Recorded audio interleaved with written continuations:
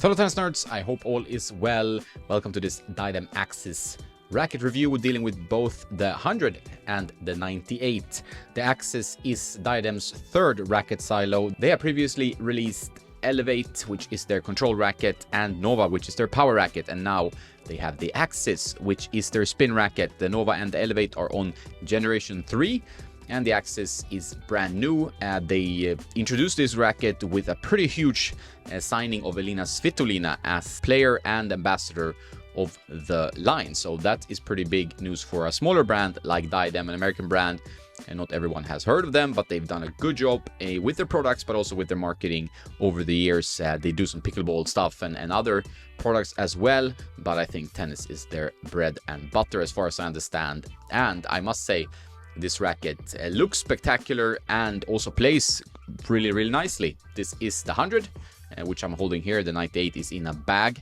As you might expect, the 100 is easier to use, more power, more spin, and the 98 requires a bit more from the user but gives you more control, but it's more for players with faster swing speeds. But it's a really nice looking frame. As you know, the orange appeals to me with the tennis nerd brand color, kind of. And if you want to check out the Axis rackets, we have a discount code called TennisNerd15, and you can go to Diadem's website and get 15% off using TennisNerd15. Technology, they have airfoil frame design, which maximizes swing speed and spin generation, and this would be the aerodynamic properties of the racket. So it's quite sharp.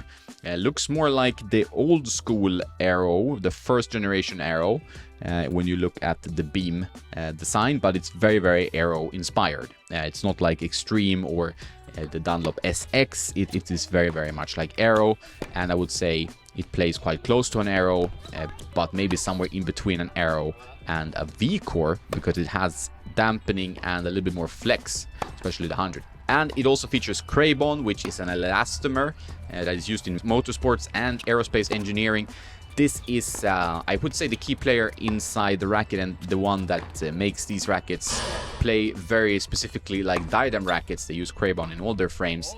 They dampen vibrations, so the comfort is very good, but they have a muted feel. So this is something that makes them stand out a bit compared to other spin rackets. They all really focus on dampening and improving comfort. All the manufacturers do that these days. But these are very dampened, but I wouldn't say extremely so that you cannot feel the ball and you cannot hit drop shots and so on because you don't know where the ball is going.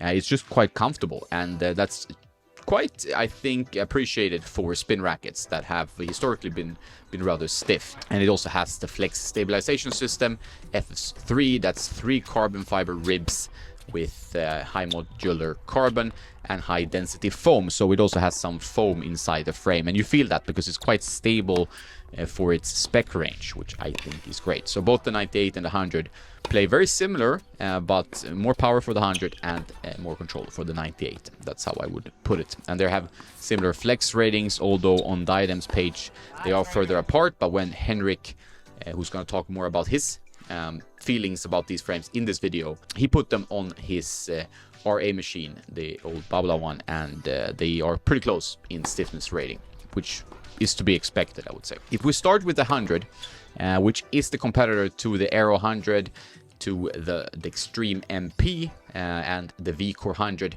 As I said, playability wise, dampened, a little bit muted, a bit more flex than the Aero and the Extreme.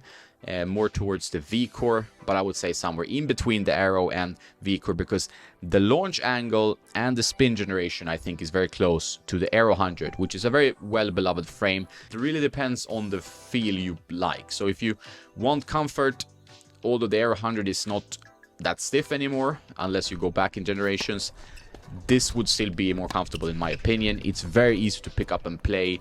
You can string it. I did 51 pounds, 51 and 49. You could probably string it higher and still have good comfort. This was with a pretty stiff string, the ISOspeed Blackfire. I really couldn't see any weaknesses. It competes with the other mainstream brands really well. So no issues there. Felt very solid at the net, and the stability with the foam really makes a difference. It feels like it's very stable. Comfort is there. Everything pretty much. You can generate spin. You can get some good pop, especially with the 100 compared to the 98. Maybe these have a tad more control over the arrows. The arrows are a bit more explosive. They do send the ball with a little bit more power over to the other side. It's a tad difference, but these are a little bit more controlled. Maybe a tad lower launch angle as well. So I'm here with Henrik to talk about the Diadem rackets. He is a user of the Aero 98, as you guys know, and this racket, especially the Axis 98, is very similar in specs.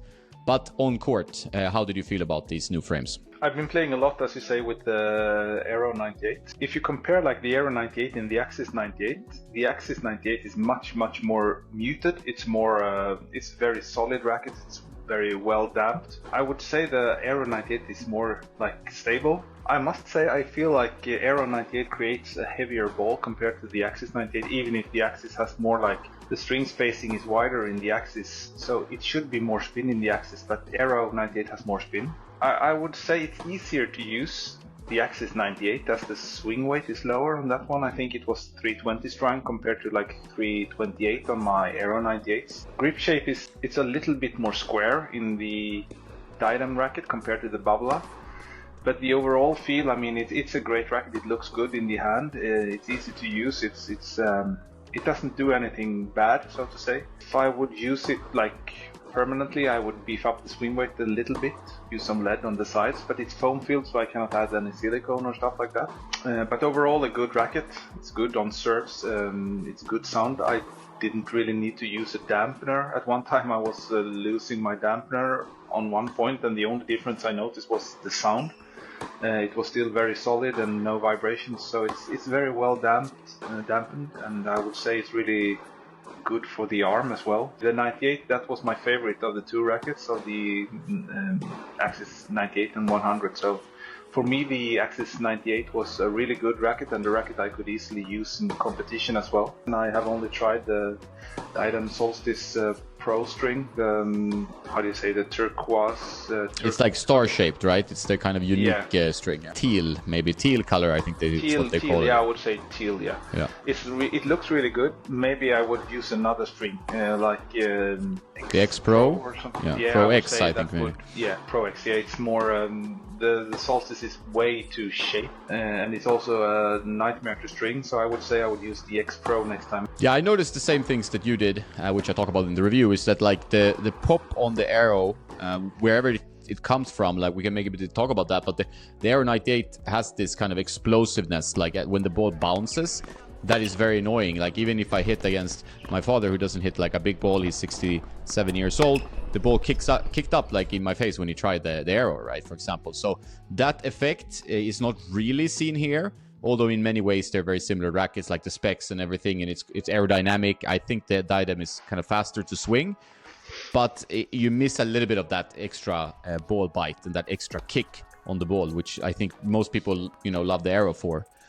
So I think if you want a bit more control than the Aero and you don't like that kind of launchiness, I think this one is a good choice. It's a very good racket. It has a bit more comfort, I think, but overall there's something with that extra power on the shot that you get with Aero. It's a bit magical. Yeah, Aero is really effective, and you see a lot of pros that start using it now, and they get really good effect with the ball. But you have to, as we have talked about in the past with the Aero 98, you have to be on your A game. With the Axis, it's not so demanding from you. So I'm here with Nicky. He also tried the Axis, the 98 from Diadem, the spin racket from this new brand that managed to sign Svitolina. What did you think, Nicky? All in all, actually pretty decent. I mean, it's obviously very Aero-esque, maybe arguably a little bit too much maybe, but it actually didn't feel bad at all. You've got a little bit, I don't know how much weight you've got in the head, but you've got a little bit, and that definitely helped sort of, I think, move the sweet spot up a little bit and really sort of accelerate that sort of Aero spin feel. But all in all, it was actually pretty good. It was pretty comfortable. It was not like so tinny as I expected. I expected it maybe to have a little bit more vibration in it, and it was actually very comfortable to hit with, to be honest. I mean, it's not my style of frame. I'm also not a big fan of the Aero 98 for me personally, but as a racket itself, it was actually pleasantly, surprisingly good.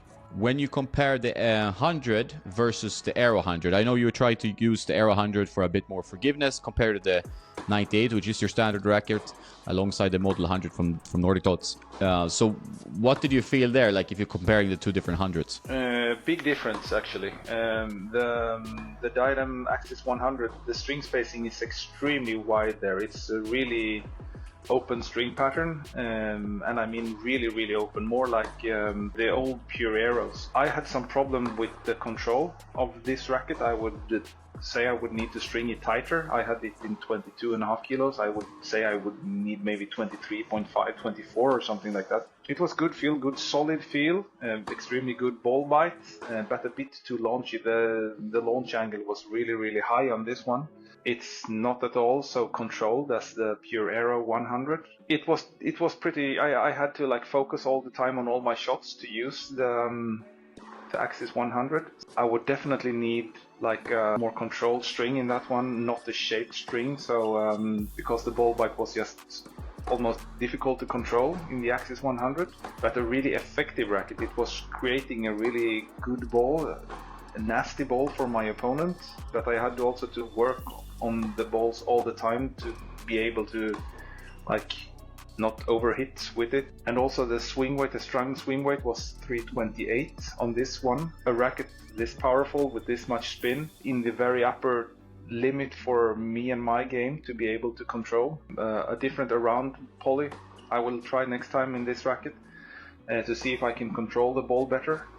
But it was good feel, solid feel, so to say. Yeah, I think the 100 is interesting. I also noticed like that the balls were going a little bit longer than I had intended. I had the ISOSpeed Blackfire S in that one, and that's a very good controlled string, but I still had like a little bit issue controlling the ball when playing points and stuff. Like, I think a racket for you should be a racket where you don't have to adjust your swing too much. Like, if you have to always think about adding extra shape on the ball, it's not really possible to use that in match play, right? You know how it is when you play matches. You need to be letting your muscle memory do all the work, and you have to focus on winning the points and placing the ball in the right spot and so on. So if you still have to start thinking about how to adjust your swing to make sure you can control the racket, then I think it's going to be difficult in the long run, unless you really want to put in the work in changing your technique and changing your game. You don't want to think with the racket. You don't want the racket to control you, kind of. Yeah. You. No. For sure. And I think for like players who like the more open arrows, like you pointed out, the string pattern is a bit more open than with the very dense for an arrow. The 2023 version of the arrow was very dense. This one is a lot more like the older ones, like 2016. I mean, I haven't compared them exactly, but like it's towards that in terms of launch 2016, 2019, which were more open. And some players prefer those. So then this is a potential competitor. But if you like that dense pattern of the new arrow, then I think this will be a little bit lively for you, you know, unless you really string it high and then kind of control the launch angle with your string tension. But that's not always the best for control and so on. But I think these rackets definitely have a lot to like. They're not like home runs where you're like, okay, this is fantastic, you know, it's just beats the arrows very easily. If you're out and looking for comfort, I think this could be interesting because of the dampened feel. If you don't like a dampened feel, if you like a raw sensation, this is not going to be the racket for you, because the Craybon really mutes the vibrations of the frame. Yeah, and you also have to play without the vibration dampener, because it's almost too much dampening if you're using the vibration damper as well. So try it without any damper and see how it goes the first time you are playing with it. Good racket, good dampened feel. It's not any issues with the arm. The Axis 100 is much more spin and power, but not as controlled, or not even close to be as controlled as the Aero 100. So it's depending on what you want. I played much better with the Axis 98. It was really good. That was a racket I could use like in competition. It was not as effective as the Aero 98 for me, but I also didn't need to do as much with my shot, so to say. It was more like playing with power steering compared to the Aero 98. I would say I would prefer like the Aero 98 in matches because it's more effective, but it also demands that I am on my top of the game all the time. If I'm not be able to play that much that I do, I would probably play better with the Axis 98. But I mean, we are talking like nerd steps now, so they are good rackets. Yeah, I think they will find their fan base for sure. I mean, with Svitolina also have endorsing them, so they're seen a little bit more on like the biggest stages in tennis. Of course, WTA Tour. Most of the other spin rackets are also a little bit dampened. We did review the Extremes together from Head.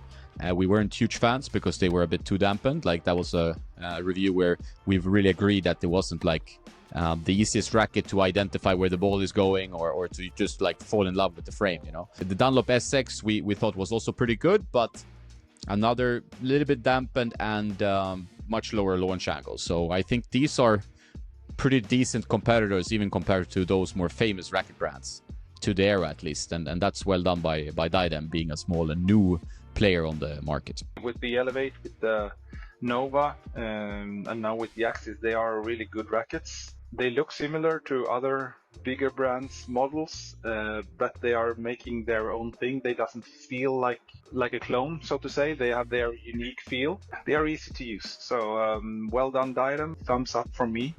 Thumbs up from me, and if you're looking for a more comfortable area, you should consider these at least. The V-Cores are also great, so as I said, there are many good rackets on the market. It's about finding the one that appeals to you, maybe a grip shape you're used to, maybe you want more comfort, maybe you want more power. You try to find what can work for you. I know it's a jungle out there, but this one adds another interesting choice to you. Let me know what you think about the Axis rackets. Check out the written review on tennisnerd.net and use our discount code if you want to buy them with 15% off.